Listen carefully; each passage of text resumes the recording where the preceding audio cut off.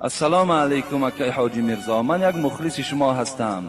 عاشقان را اسلام چی میگوید؟ عاشقان را اسلام سخنی سخت نمیگوییم. عاشقی این جایز نیست در اسلام. دادرای عزیز، جوانای عزیز،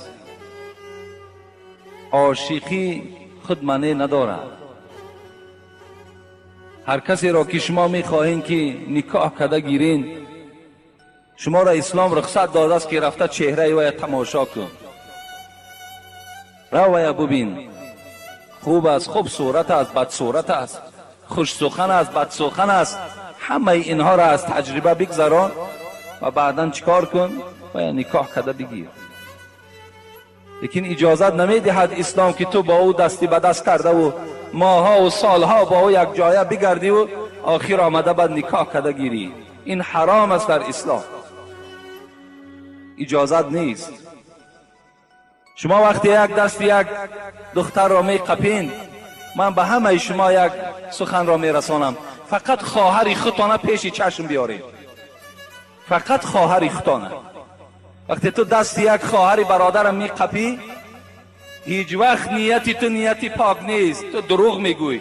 با دلی صاف، این دلی تو صاف میشد، دستی او دختر قپیده و فشرده و از دستی او راحت نمی بردی. او دلی تو خیلی دلی غجد است، او دلی تو خیلی دلی سیاه است. او را من میبینم، من میفهمم. تو دروغ میگویی. وقتی دستی او را قپیدی، تصور کن که یک رفیقی تو دستی خواهری تو را میقپد، خودت را چه خیلی تصور میکنی؟ مادام برای خودت که نمیخواهی، برای برادر مسلمان تم نخواه. یک برادر تم بیچاره را در غم اندون افتان، تا که فردا یک رفیقش میگوید میدانی خواهرت با فلانی دیدم. خیلی آدم غمگین میشود، ناراحت میشود.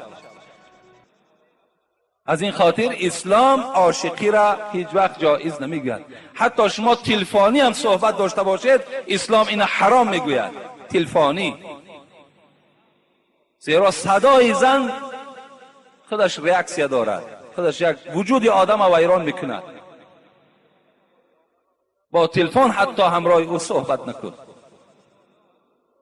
حبیب خدا به تمام جوانها سفارش داد: یا معشر الشباب، ای جوانهایی که شما زنگیرین، شما زنخواه هستین، من استطاع منکم الباءة فلیتزوج.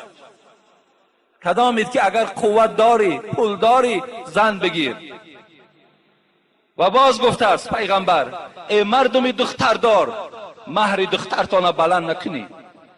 بهترین زن همون زنی که مهرش کم است. دختر تا نرخ قیمت نمان که آیسته آیسته پای مردم دیگر از دروازه تو کنده می شود. این دختر است، او شهوت دارد و هم شوهر می فارد. روز از روزها تو را به آب رو می کند با این نرخ نوایی که تو در او دختری خود گذاشتی. جوانها را می گوید کدامت پول داری، مال داری، زن بگیر. فإن لم یستطیع، ای حبیب خدا اگر نداشته باشیم چی؟ فعلیکم بالصوم فانه وجاء. گفتن جوانای عزیز، مادامی که نداشته باشین، خدا شما را صاحب مال و ملک کند و دخترها را، دختردارها را خدا انصاف دهد. شما روزه گیرین تا که شهوت شما، همون شهوتتان به واسطه روزه شکسته شود. روزه بگیرین. گفت روزه شما را مانده میکند، روزه شما را شکسته میکند، همون طغیان شهوت از بدن شما دور میکند. این از توصیه پیغمبری خدا. عاشقی خودش جایز نیست در اسلام. عاشقی از اسلام نیست.